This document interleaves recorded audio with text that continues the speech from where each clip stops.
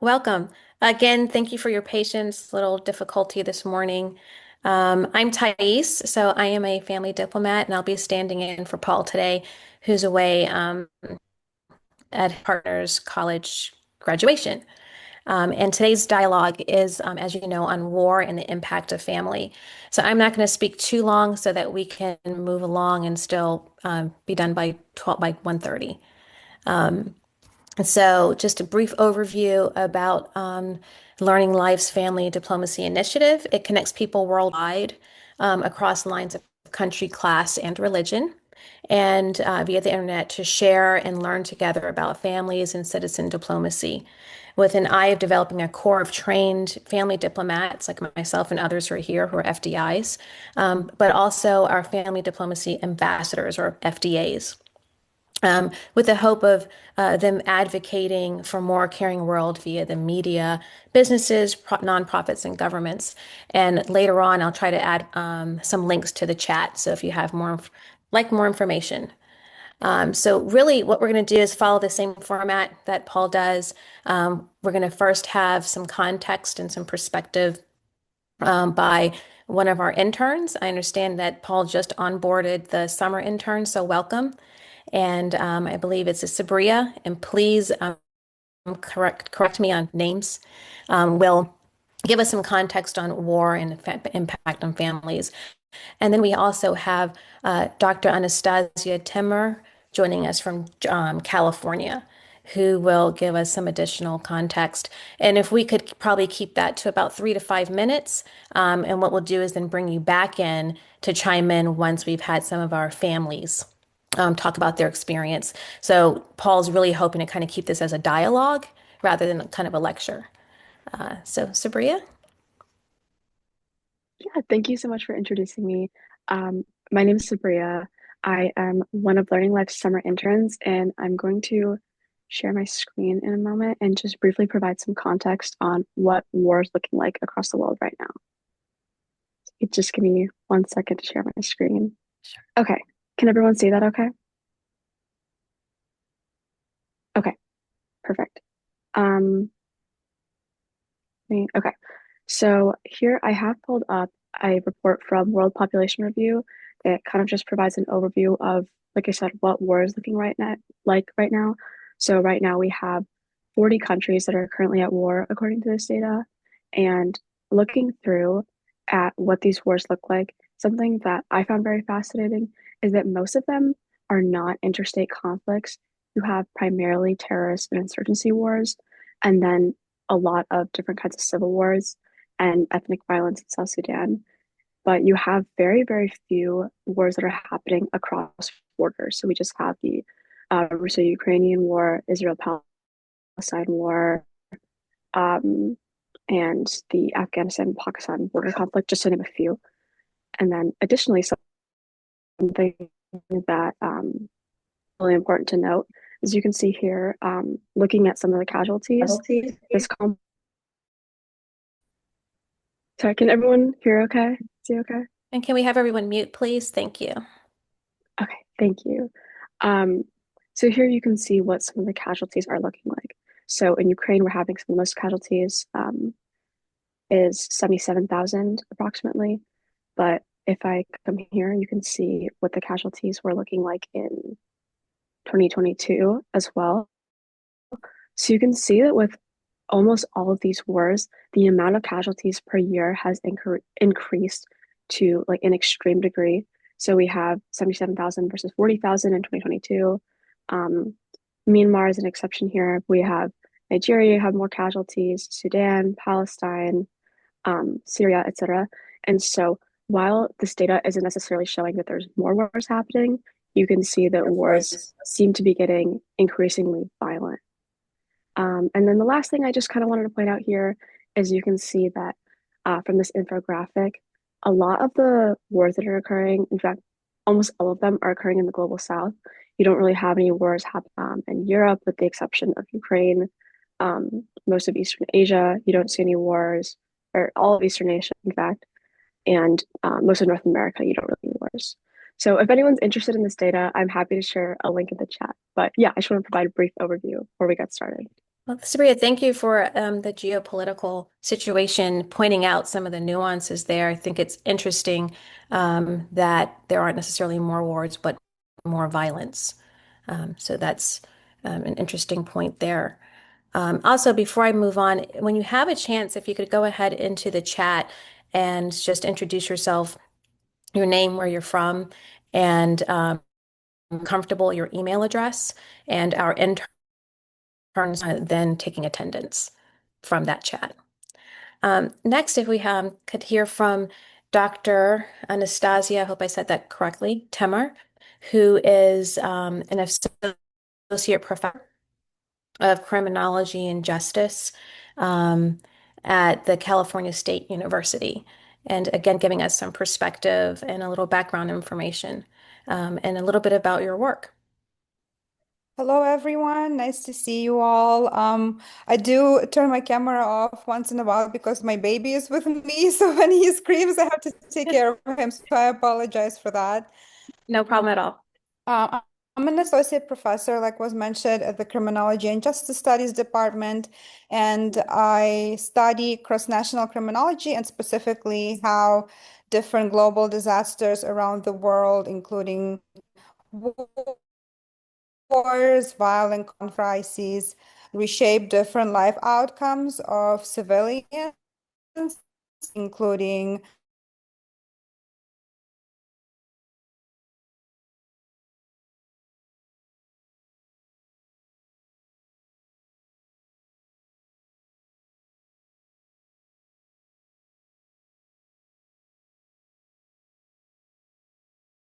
how the war of Russia against Ukraine impacted civilians. And we draw on data both from surveys and qualitative interviews over many years because the war started in 2014. So we were able to gather data over time to understand, again, how health, behavioral dynamics, access to institutions have been different for Ukrainians, including their families, and whether support systems that exist now are helpful or harmful, and how we can change policies to better support individuals who are currently experiencing war in Ukraine and more globally.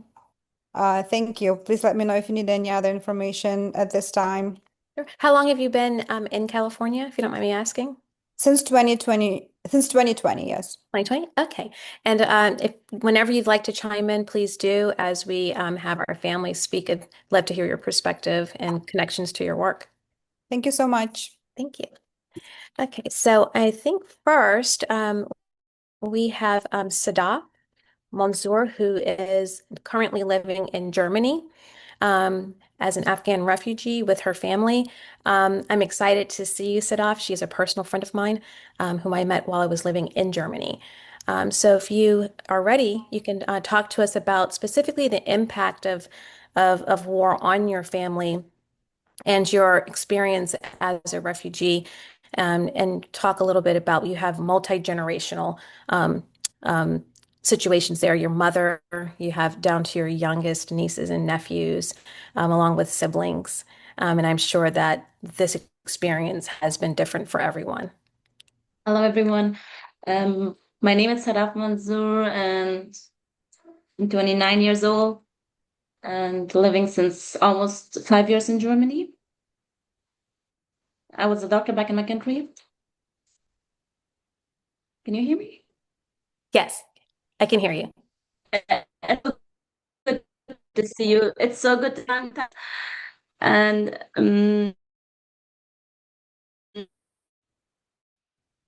for us, the war impact was really unexpected. We're still going through the um, phase of realization that we're now here in Germany, because it's not easy to be an immigrant in Germany as being an immigrant in the States. It's really different and much more harder in Germany because everything takes so much time and you need to wait for years and years for a single paper or for a loudness. Forget the You're English fine. word. Sorry, I'm learning German. And It's English, hard, so we and understand. Thank you. yeah. So yeah, it takes everything a lot of time, years and years, and you're not allowed to like leave the refugee camps for like more than 3 to 5 years. First, when we met Thais, we were in a refugee camp, and this year in February we were allowed to move out. So since 2021, 26, we were allowed to move out of a refugee camp, Have you been able to and get your it work really, permits? oh yeah, finally, yeah. We were waiting for work permits more than 3 years, and it really affect us because we used to stay in these camps for almost more than 3 years, and like being in a room of refugee home, and you're not allowed to do anything. It makes you feel less motivated after many years in doing anything. Yes. And Yeah. do you feel like your nieces have been more resilient because of their age, or has it been harder for them? And remind us of their ages.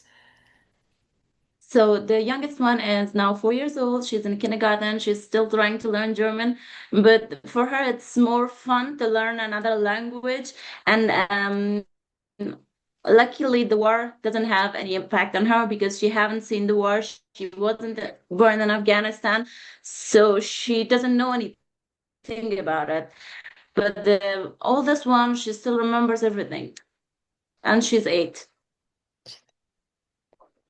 Okay. And your mother. So I'm looking at the age differences within the family and then also the roles within the family. Did those change once you moved to Germany?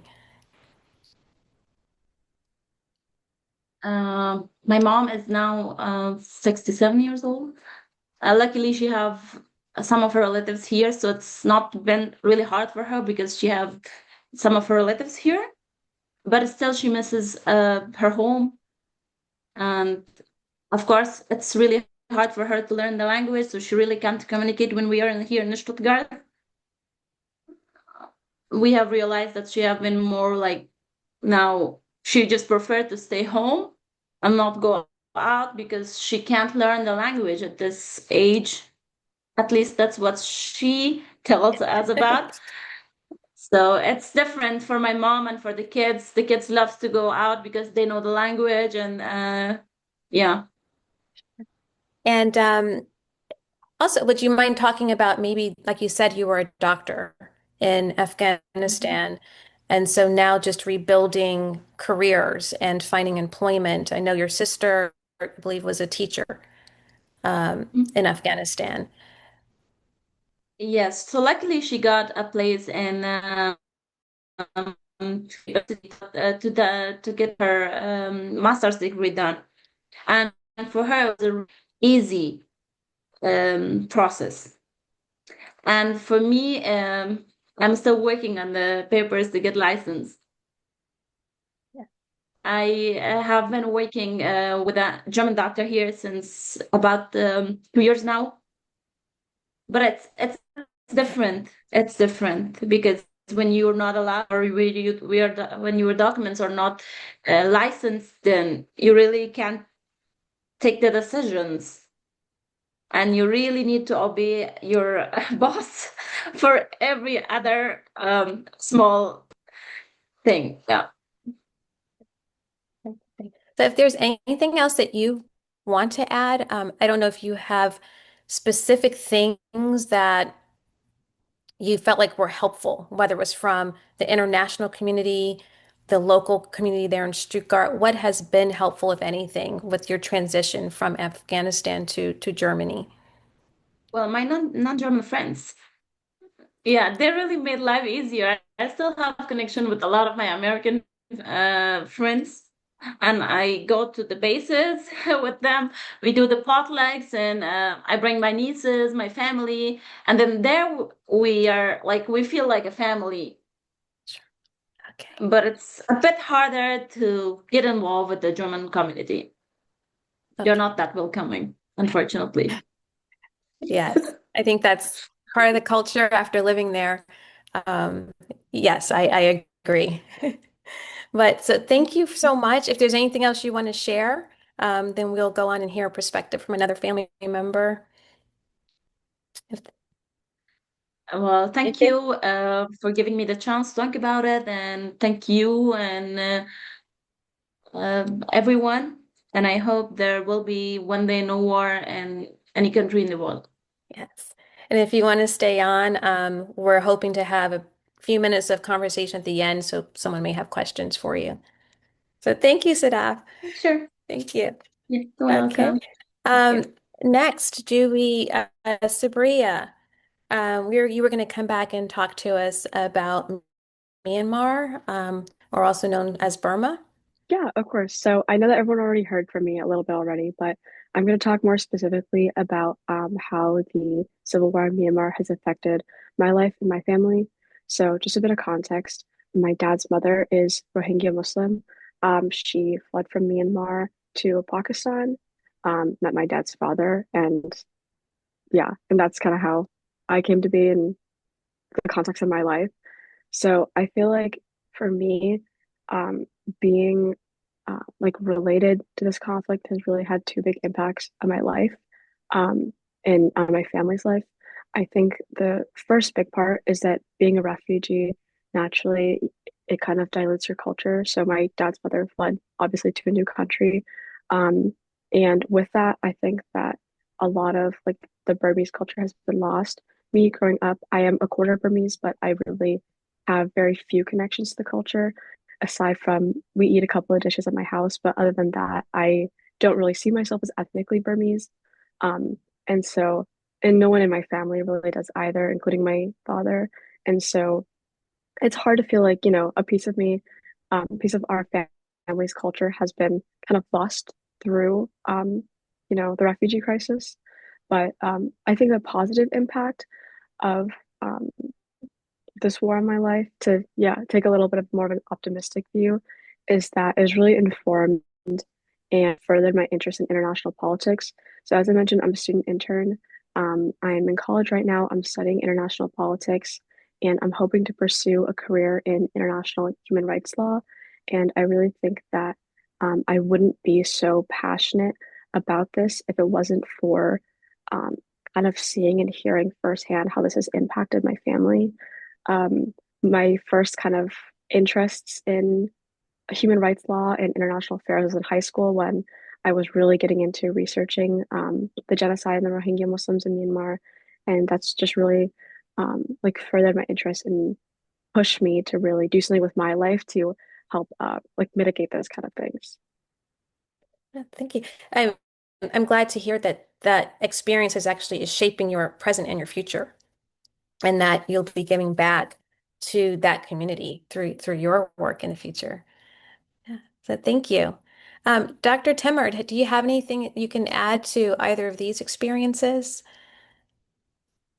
Yes, I wanted to talk a little bit about our research and that actually there's this misconception that when people leave dangerous zones or immediate danger, that by default, the mental health will improve and that the post-traumatic stress disorder will improve. But what we found is often it doesn't improve, and sometimes specific aspects of the trauma manifest more so even after displacement, forceful displacement than before. For example, while shock and emotional numbness was prevalent when people were in the danger zone, hypervigilance and constant alertness was more prevalent when they were displaced. So certain aspects of the post-traumatic stress disorder are actually more heightened when people leave their place of residence, even though it's a dangerous place. So technically, post-traumatic stress disorder is not even the best way to go about understanding trauma because it assumes that trauma ends as post-trauma, right? But for individuals who were forcefully displaced, it doesn't end. So now we're working on developing new concepts which more accurately represent what people are experiencing after they were forcefully displaced. So what I'm hearing, there is difficulties in navigating things and building a community, and these things just, they don't disappear, they accumulate from what people have experienced before. So we see that, and also depression often increases post-displacement much more even than uh, during people living in the dangerous zones. So that's what we find with Ukrainians too. So yes, I think it's questionable, we use mental health screenings and how we treat people. They often use very kind of unified approaches without understanding the context and the cultural aspects of individuals' trauma, which is also problematic. And that's why these things kind of linger on and they often don't improve with time. But not to be only, sad about this. We do see that family support matters, and I heard from the speaker that, having family and friendly support is important, and we see that it does decrease depression. However, we do not see the same impact on the post-traumatic stress disorder. So while it improves some mental health outcomes, some aspects are not improved by social support. So we need to find better ways to support people who are displaced. So yeah, I think it was very important to hear these experiences, and we see something similar among Ukrainians as well. Sure. I'm just wondering, let's think about, like you said, the emotional and the mental aspect of it. So, as a parent, and your charge is protection and safety for your child, I'm wondering, how does that change that parent-child relationship? Have you looked into that or studied that when you feel like you can't keep them safe, or maybe now you're displaced and you're in a safe space? It seems like it might be difficult to separate from when you were still in the danger zone and when you're not, emotionally and in your parenting style. Um, I can speak from the interviews with Ukrainians. What often happens is that they're hypervigilant about the children, right, and children's experiences, because we do see that children carry the trauma, they respond to sounds. It may seem that it's easier for children to adjust because it often is language faster, they find friends faster, but it still lingers on for them and it can come in random times. One of our respondents said that someone opened the door and the door was really loud and the child completely had a nervous breakdown, whereas before everything was okay. So I think we see it over time. It can be okay, and then a child can react. We see that in terms of the parenting child relationships, of course, parents, but we do see that they often neglect their own mental health. We saw Yeah. across the interviews, parents, I don't have time for this. I need to take care of my child. So often the parents wouldn't seek help to support their child, which is normal, right? That's what happens, but they often put themselves in more danger and their mental health doesn't improve, unfortunately. So we see that aspect too. One interesting finding that is not part of my research, but my colleague who works with us, he's a neuroscientist, and they recently found out that trauma gets passed through breast milk. So essentially, if you experience a lot of trauma, it gets passed. I'm not a Sure. neuroscientist, so I can't explain it too well, but that was a very strong finding that he worked on for many years. So when mothers experience this very triggering event, they can pass it to their children. Because we always heard trauma gets passed generationally, it's a historical trauma, but how was that happening? We weren't sure. But through breast milk is actually one pathway. So trauma doesn't end for children. Um, Even if they were born already in a safe space, they can still experience it on almost a molecular level. Wow. Um, yeah, that is something interesting that I've learned from my colleagues' Wow. research. Very interesting. Thank you for that. I'll have to look more into that myself. Um, wondering, do we have Cynthia from Cameroon on the in the group? I don't think maybe she's made it. Okay. I think we have Paul's sister, Suzanne, here who talk about a military perspective. Suzanne? Yes, hi everyone. I'm Suzanne Lachelier. Hi. I'm here from Washington, D.C. Just returning yesterday from Guantanamo, actually. I So I represent a 9/11 defendant, which may seem very odd to bring this into this, but I've been representing a defendant defendants in terrorism trials for almost 20 years, and mostly always focused around 9/11. And so hearing the comments is really interesting. So obviously I have the client perspective, and I don't want anyone to hear what I say is justifying terrorism in any way.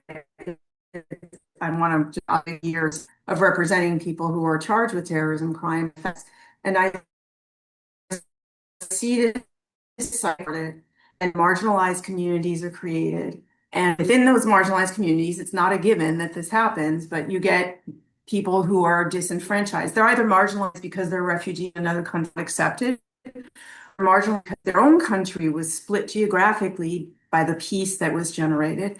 And then you get an act of terrorism from someone who is disenfranchised, marginalized, and frustrated. And then you get back to war. And there's a lot of, and that's not to say it's always that way, but that seems to be a lot of the genesis of terrorism. And I'd say the majority, vast majority of the defendants, for example, or the people who were captured in Guantanamo, whether they were charged or not, were from fatherless families, from war zone or country or regions of the world that had been split back in the 50s by the Brits when they left. So you have countries like Afghanistan and Iran that split Baluchistan, and you have the Baluches who lived on both sides of the border. And this is stuff I learned from doing this work. And they are not recognized in either country. And so they're left, and unfortunately, two of the defendants in 9/11 are Baluch, ethnically Baluch. And so in the end, I guess what I'm trying to say is that terrorism, again, not justifying it, is very often born of this, of the wars and of the pain that comes from it and the disenfranchisement and the split of families, which you said families are, you lose the family support somewhere in the dynamics of war. People and not has the same fortitude and strength, as Sadat's family has, or anybody else who's spoken today. And so that's what I've observed from the perpetrator's perspective, is that there's this much deeper story about how they came to terrorism than may seem obvious if it's a bad person at the heart. And then we also talk to victims of 9/11 a lot when we're in Guantanamo. They're allowed to come and watch the trial. So we as defense lawyers meet with the victims. And from that side, of course, you see the perpetual pain because whether it's a large scale war that impacts the world, like in Ukraine, or an act of terrorism that impacts thousands of people, you can't get away from it. It's being talked about all the time. So even if you're out of the zone, and you're not living with it day to day, you're impacted because you hear about it. You hear about it in the news, you hear about memorials to 9/11. So these families come to Guantanamo and it's 25 years after the event of 9/11 and they're still in tears, or they're re-traumatized by the fact that this highly politicized trial has never ended. And that's the last piece I want to say before is that its reaction to terrorism is probably responsible for a lot of the United States reaction, responsible for a lot of the continued trauma of both the victims and the alleged terrorists. They're not convicted yet. In that the government brings these families down and wants them to be upset because they need them as witnesses for the trial. So they re-traumatize them to make them talk about their loss, and so that they can be witnesses against our clients. And then our clients are, of course, they're not allowed to see their families. And I know some might say, well, that's too bad, so sad, they're perpetrators of 9/11. But in every other criminal process in the United States, defendants are allowed to see their families, partly because even if they stay in jail forever, you do want some measure of healing. So I guess I just wanted to reflect on the arc of war, government overreaction, marginalized communities that leads to terrorism, and then more war.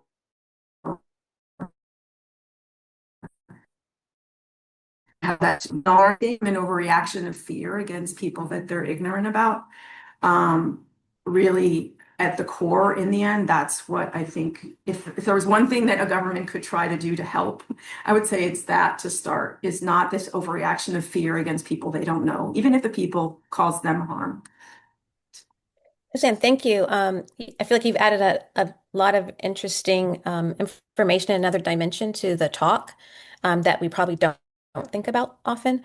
And I really appreciated your point about sometimes a lot of the terrorists are born out of being marginalized. So this cycle that we're creating. So I think it's a perspective that it's if others have not thought about it, thank you for bringing it to our attention today. Um, Keeping in line with the military, my husband's here who retired last year from the Marine Corps. So another like an active duty perspective. Um, so for our family, we have also some impact of war. I'll let him talk about PTSD. And then very quickly on my end, my father was also a Marine and was he served in the Persian Gulf. And something I think that we sometimes forget about when we're thinking about the impact of war on families is he served during the time when they were burning the oil fields. And at 52, he was diagnosed with stomach cancer, and he's only survived that for about 4 years. Um, After a lot of advocacy from you started with families really. The government had to take accountability, and so we do have something called the PACT Act, where they have actually for my father and for so many others, they have said that it is a presumptive diagnosis, meaning they're going to assume it came from the oil fields. And he didn't talk much about his time in the Persian Gulf, but what he did tell us was that he would blow out and cough up black mucus and soot. So we know there was environmental toxins in his body. And so that's an impact to a lot of the active duty members' families. You know, they're dealing with sickness of the service members when they come home. And I think even more upsetting is when you're waiting for the government to then take responsibility for that.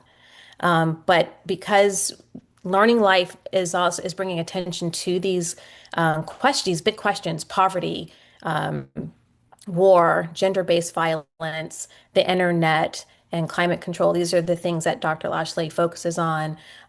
We're pretty much trying to grow advocates. And so I think that that's an important part of my father's story is that through advocacy on the everyday citizens level, they were able to at least get the acknowledgement that this is happening. And then from that, not only was there some financial compensation to the family, but hope that maybe there's more testing in the future when you're giving service members different neurotoxins, anti-nerve agents, and they come back after all of the environmental toxins. Maybe they're followed more closely. So maybe there's a way to mitigate the damage. And now I'll have David speak. I think he'll talk more about post-traumatic stress disorder. Dr. Bergen has her hand up. Okay. Bargum, Mm. you have a question? Sure, go ahead. Question about I just have a few words to Oh, add. of course. First of all, I want to shortly introduce myself. I was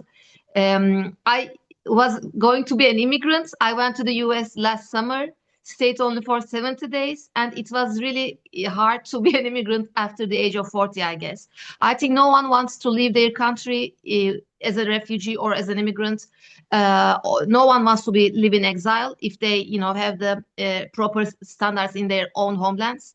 And I was demonized in my own homeland, despite having lots of achievements, publications, and lots of things on my resume. Somehow I was discriminated. So I applied for an immigrant visa, waited 2 years, got approval in EB2 national interest waiver category, and this means that if you have some accomplishments, you can sponsor yourself. You don't have a job offer, you don't have a business to sponsor you. And I entered the US, but life in the US is really hard if you don't know anyone. I took a taxi, took a cab.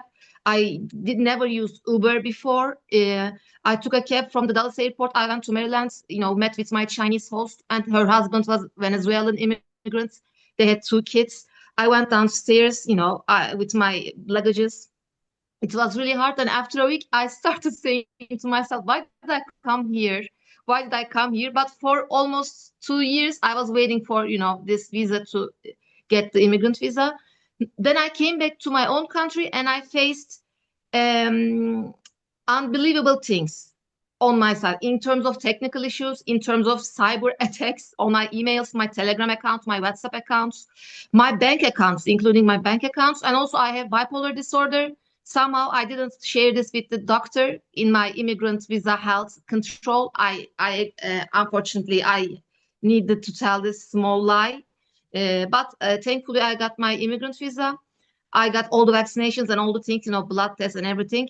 Then I came back here and I saw that no, life in my own country is far much worse and threatening than being an immigrant in the US, including even under Trump administration. Because if you have SSN cards, if you have a green card or valid working visa, you can feel safe under Trump administration, I guess.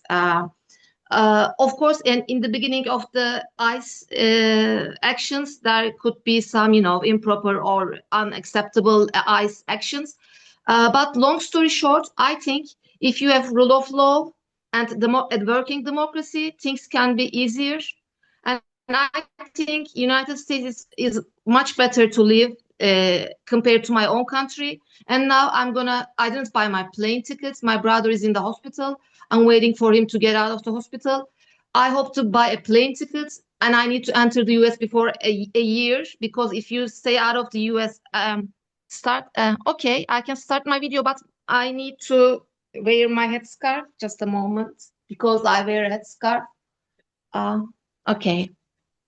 Can you see me? Let me turn on the lights. Okay. I'm sorry. So I would talk about Syrian refugees. In fact, Paul had asked me, but I had presented something last year about Syrian refugees. Turkey sold citizenship to people, not refugees, rich Syrian people and from other nationalities. They bought Turkish citizenship, and this, I think, created a national threat for Turkey. After 2022, United States changed name Turkey into Turkey. So this is the things that I can talk about. Thank you so much. Thank you so much, Begum. Thank you. I hope to come to the US and start a new life. Inshallah, I'm praying for that. Inshallah. Thank you. David, what we're going to do is we'll have David speak for a minute or two and then open up to questions. Hi, everyone. As you know, my name is David. I served in the military for over 33 years, and I served in both Iraq and Afghanistan, as well as dealt with some conflict in Latin America. On the topic of PTSD, the first thing I'll say is war is hell, and it's truly a place that no one ever wants to go, because no one leaves war unscathed, either the country, the people that the war is taking place in, or the people who are fighting on either side. And PTSD affects people in many different ways. For some people, you cannot unsee what you have seen, and you cannot undo what you have done. And how you cope with that, or how you deal with that from a moral issue or ethical issue, differs by persons. Some people cannot do it and end up, from a military standpoint, for example, taking their lives. There are a lot of suicides amongst veterans from PTSD, and has been over time. And if we just focus in Iraq and Afghanistan, that is something that is a concern. Other people, may cope with religion or faith. Others try different addictions that may occur, whether that's drugs, alcohol. Even if none of those occur, you also find that maybe PTSD can manifest itself in the lack of ability to sleep, loud noises that may trigger memories. For example, a car exhaust that goes off or a huge box that falls may cause veterans to jump on the ground or to scamper for cover because it brings back memory of being in combat. You might have shortened temper or anything like that that can occur. So PTSD is something that I think now, at least in the United States, has been getting a lot of attention and a lot of therapy for those who have gone through PTSD, not only from a combat standpoint, but even from a familial standpoint, because you can transfer that over to spouses, for example, or family members where they're the spouse who is deployed or in active combat, all these other things because of worrying for that spouse who's in combat or child or family member. So it's something that is there, it's present, and like I said, everybody leaves war touched in some way, shape, or form. And how you deal with that or reconcile that is really the main issue. And, and thank you. Thank you so much. I see Mohammed, if you'd like to speak for a minute or so that we can then open up to questions.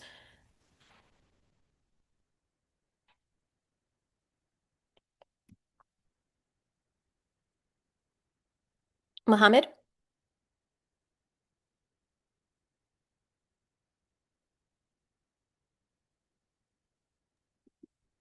Mom is in the chat saying a minute later, please. Ma'am, I just need 1 minute. Okay, no, sure.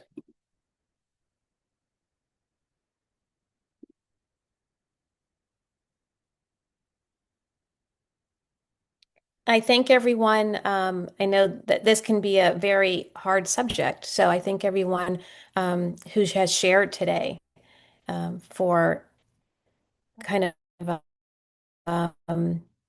read what you are or have gone through, but also just sharing so that the rest of us can have a better understanding. And I believe that just makes for a better world when we all gain some empathy.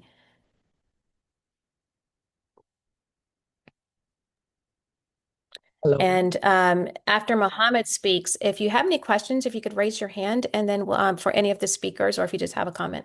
Sorry. Thank you, Mohammed. You're most welcome. At the first time, I would like to express my deepest gratitude to you, ma'am. And also, I'm really happy for joining here in this wonderful dialogue. I'm Muhammad Rafiq. I'm from the world. I am originally from Myanmar, but currently living in the world largest Rohingya refugee camp, Ukia, Cox's Bazar, Bangladesh.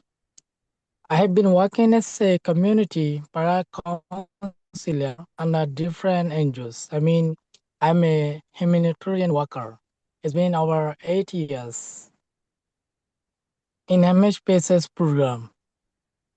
So I would like to express something from my hand experience.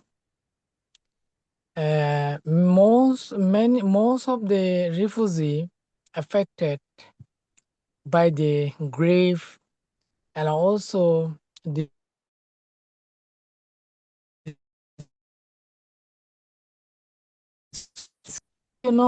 most of the displacement people and also in Iran and also Israel and also Myanmar, in many countries many people suffer. So I would like to ask something that in a horrible situation, how we can live taking the positively anything happen, because here is uncertainty. So it's so hard to lead our lives as a refugee. So is there any option to live even if as a refugee? So is it any way to live as a peaceful life, ma'am? Yes. Mohammed? He was asking if there's any way to live a Yeah. peaceful life as a refugee. I I mean, I don't have the personal experience, but just listening to everyone else, it seems difficult, and that you probably find some coping in, like Sadaf said, in friends and family. Um, I'm wondering if Sadaf might chime in since she is in a very similar situation. Sadaf? Yes. Would you have any particular advice for Muhammad? Can you please repeat? I really didn't understand Oh, the question. sure. He's Sorry. currently living as a refugee and wondering, is there just looking for advice, it sounds like, to living a peaceful life and trying to find some peace in the middle of this situation. Oh, you really need to have your back.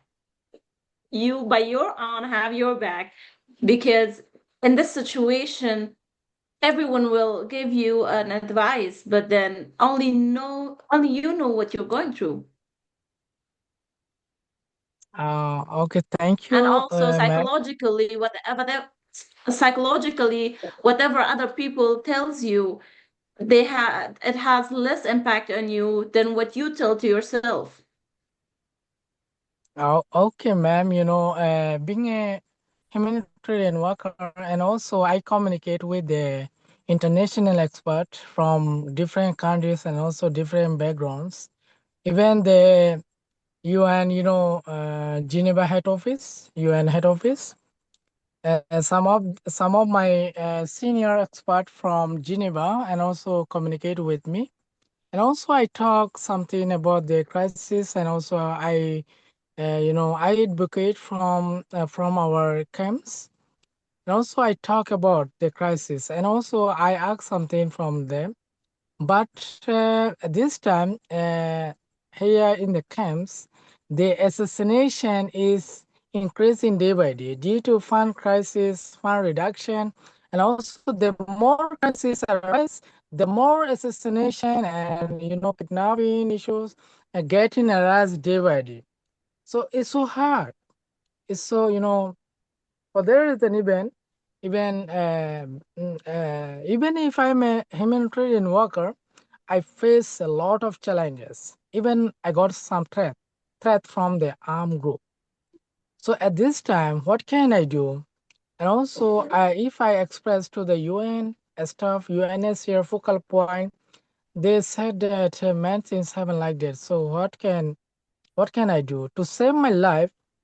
They advise me that if you get any scholarship, then we can help you to go there and for a settlement. So they advised me to find a full scholarship uh, from any country. Then they will help me to go there and for a settlement and to rebuild my life for a brighter future. So, but I can't find any a scholarship and any opportunity. But recently, I successfully completed mental health in complex emergency course from Fordham University in New York. It was conducted by the International Humanitarian Affairs in collaboration with UNHCR. It was virtually, not in person. So I'm seeking an opportunity to study abroad and also to help the people who need, I love helping the needy. So at the first time, I'm looking an opportunity to study and also to help the vulnerable people around the world the way I can. I will. So is there any option? Sorry, Sure. I No, took sorry. time a No, lot. it's okay. We're just running a little short. I'm wondering, would you mind asking your question in the chat? And then I'm hoping someone in the community may have some better answers for you or some advice. And I will Yes. remember to touch base with you as well. Okay, ma'am. Is Thank that you okay? so much. Would you mind doing that for me? Thank you so much. Okay, I don't mind, ma'am. You Okay. can, feel free to reach out me. So I will be happy if I can, if I can keep in touch with you. Oh, Okay. Yeah, so please go ahead and just put your question into the chat and I will review that and we'll see if someone in the community has some assistance for you. Can we have Chia? I know you've been waiting very, very patiently. ma'am, could you please send me your mail Yes, through I'll the put it in the chat? chat. Yes. Thank So, you. uh, Hi, Chia. Thank you so much. I think are you muted? Oops. Hello?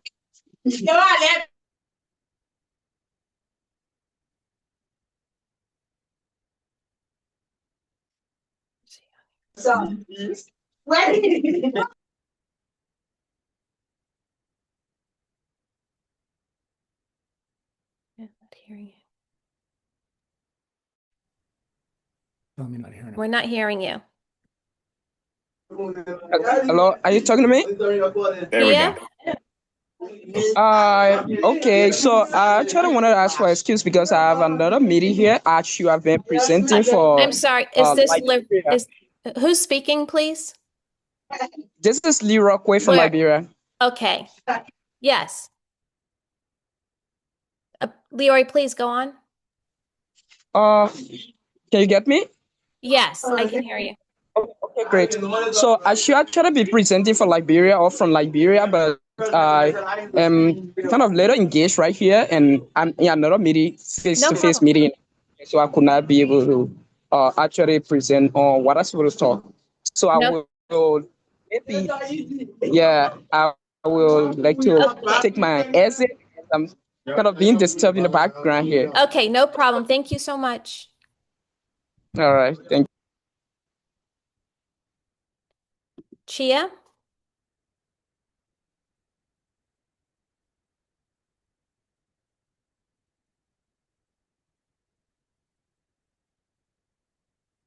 Okay, I think we're having a little trouble on Chia's end. Wanted to open up the last few minutes to questions.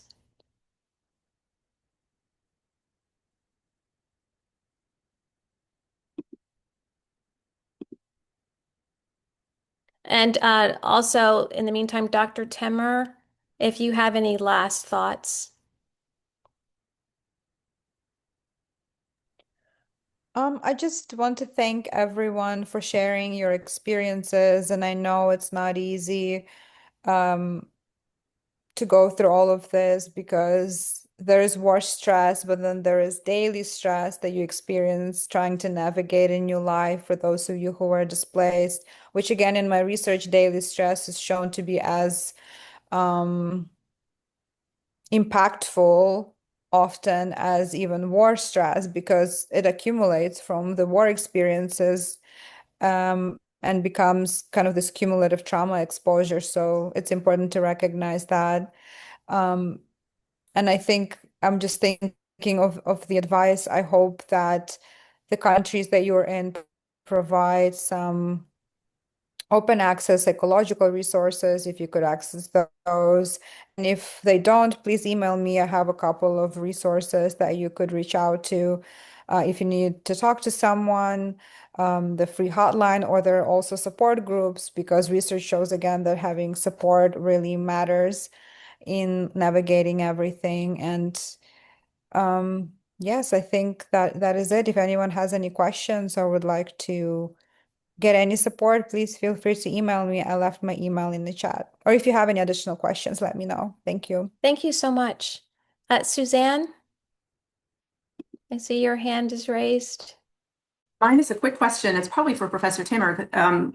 Is there any refugee groups that, I mean, it sounds sort of not just refugee groups that get together maybe locally in there, but just who network with each other throughout the world. I imagine with Ukraine, perhaps because they might be better networked there, that is possible with Ukrainian refugees. I'm just curious whether there was a concerted, not an ad hoc, but a concerted effort to try to get refugees to get support from each other. I know the Afghan refugees here in the DC area were very networked with each other, and I just didn't know if there was something more systematic than an ad hoc. I would think that would be helpful, but I don't know. I'm just curious what you know about that.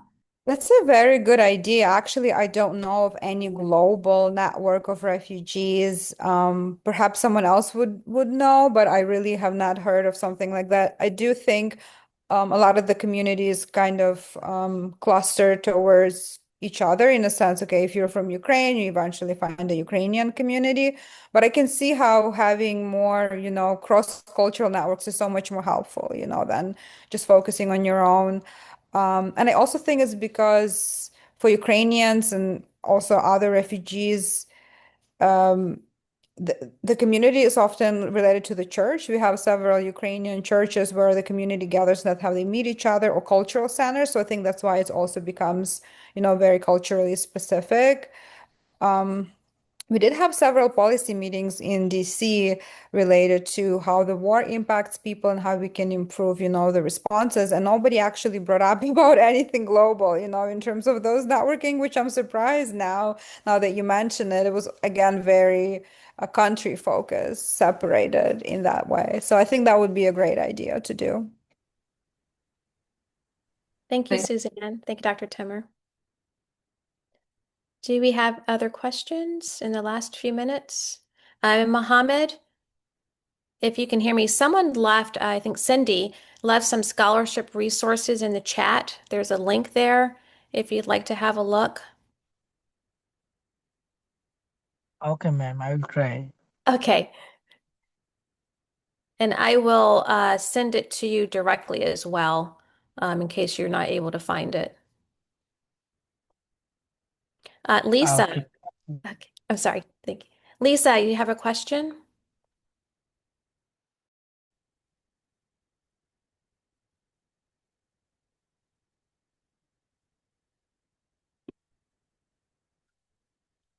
Lisa? Hi. Yes, Hi, hello. Mom. Good evening. Hi. I don't have a question, but I just want to say hi to the family because it's my first time here. I'm excited. Oh, welcome. Thank you very much. So my name is Elizabeth, but my friends will call me Lisa, so that's why I kept Lisa. And I'm from Cameroon, but I'm currently volunteering in Rwanda as a classroom teacher. Yeah, I just wanted to say hi. Oh, yes, it's so nice to have you here. Thank you. Thank you too. If you have any thoughts, please share. Otherwise, I do thank you for introducing yourself. Yeah, I actually joined late because of the time difference, and that's why I actually joined late, so I didn't hear everything that was discussed here. Okay. And I'm sorry, did you say that you're Yeah, currently in Rwanda? yeah, I am. Okay. Thank Hmm. you so much. Thank you for joining. Yeah, you're welcome. Let's see. It looks like we have just about 10 minutes. So again, if there's anyone waiting, I thank everyone for dropping resources into the chat. I will ask if you can, if you turn on your cameras so that our interns can take a couple photos, as Dr. Lashley likes to go ahead and post that. And is our intern here? Okay, thank you, Leo. All right, looks like we're waiting for a few more videos to open up.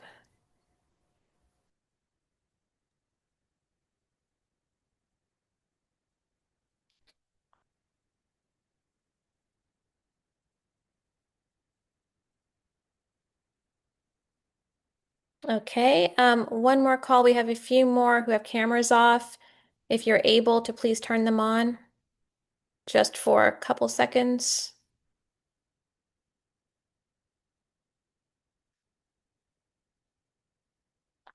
Okay, Leo, if you could go ahead and take the picture now, and then we'll see if everyone opens up in a couple of minutes.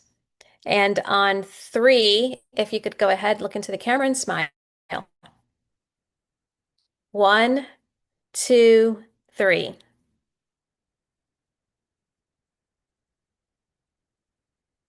Okay, thank you, Leo. Cindy, I see your hand is raised. Hi, yeah, I just wanted to add a quick note. So I'm Cindy Mon. I'm on the board of directors of Learning Life. In my past career, I worked in international scholarship and international education. So the resources that I dropped are support programs primarily for scholars and one for students who are at risk, where if any of you are either eligible or in need or know of other people, I wanted to share those resources. And so those programs are there to help identify scholars or students who are at risk in their home country and will find placement, both academic placement and housing place for them in other countries. And so they're programs and resources that sometimes are challenging to create awareness about because it can be just dangerous even in somebody's country to access this information, or sometimes the information is only accessed by people somehow who are in the know and have connections. So whenever there's an opportunity, I just like to share and make people more aware that there are these resources that are available. Thank you so much. Thanks. Very valuable.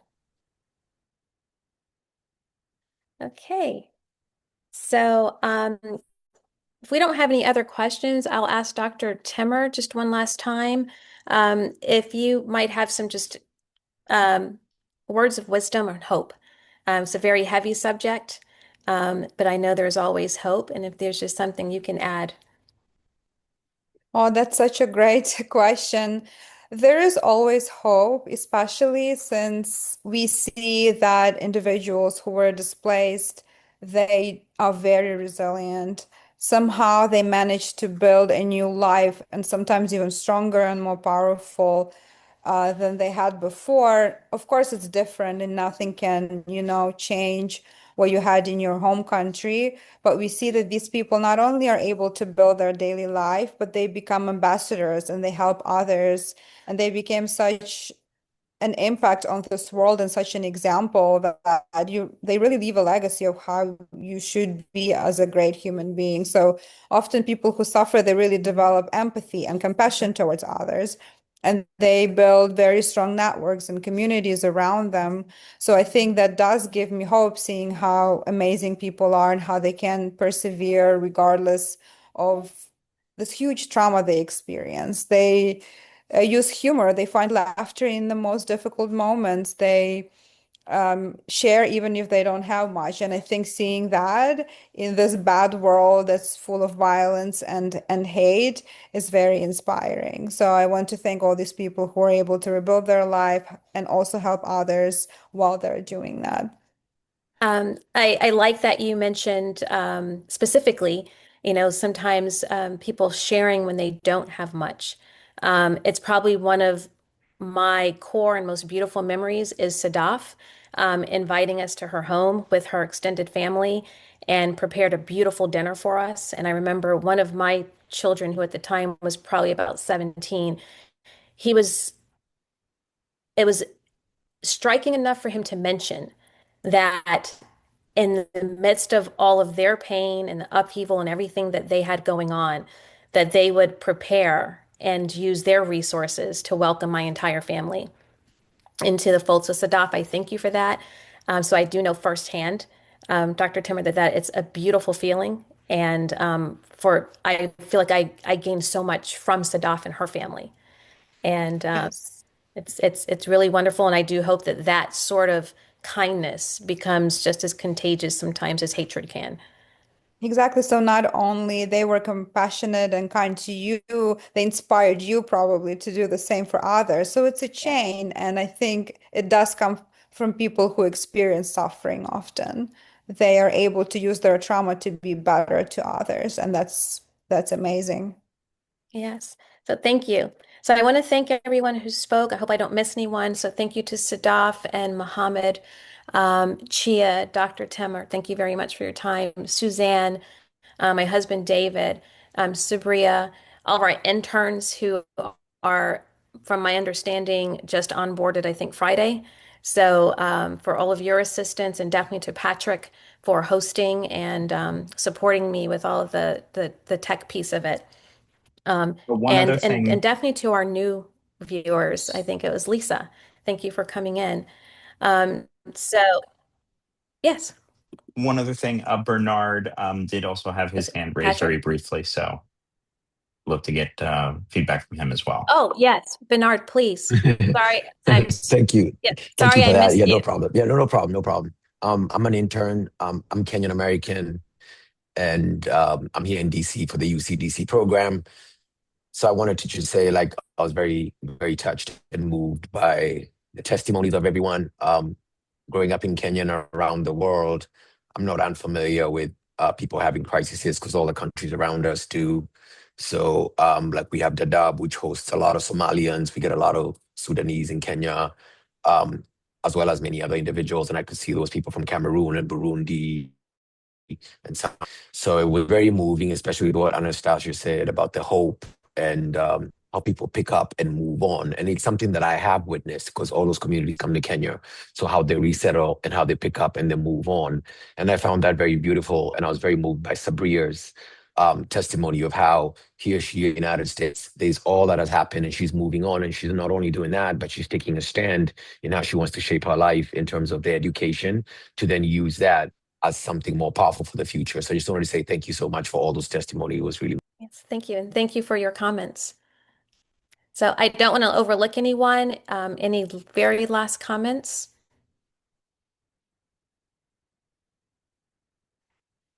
I don't think I see any hands raised. Okay. So thank you to everyone for participating in today's Family Diplomacy Dialogue. We look forward to seeing you in upcoming dialogues in the months to come. It's always the third Sunday of the month. I don't know the topic for next month, but Paul will certainly send out information.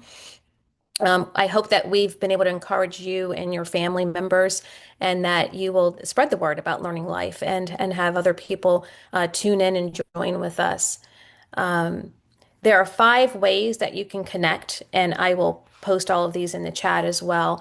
If you're not already in the FDI Facebook group, there will be a link for you to join, and that is one of the best ways for you to get information on what's currently going on, as well as connecting with other people within the family, the Learning Life community. Second, you can follow us on FDI YouTube. You can sign up to get emails if you already haven't. And that way you'll know about the diplomacy news, including dialogue updates. Fourth, if you want a deeper experience, you can work toward becoming a family diplomacy diplomat or a diplomacy ambassador. So I am volunteering as a diplomat, and we do have some ambassadors as well. And you could definitely talk to Paul about that. And finally, you can join the Democracy and Diplomacy community to support our work and access all of Learning Life's democracy and diplomacy programs. And there will be a link there. So I thank everyone. I'm trying to honor time. We are at 1:28. If you have any very last questions, please let me know. Otherwise, I will list all of the resources in the chat should you want to get more information about Learning Life and what we do. And I thank you so much for your patience, particularly with the late start. Thank you so much, and have a wonderful, wonderful Sunday.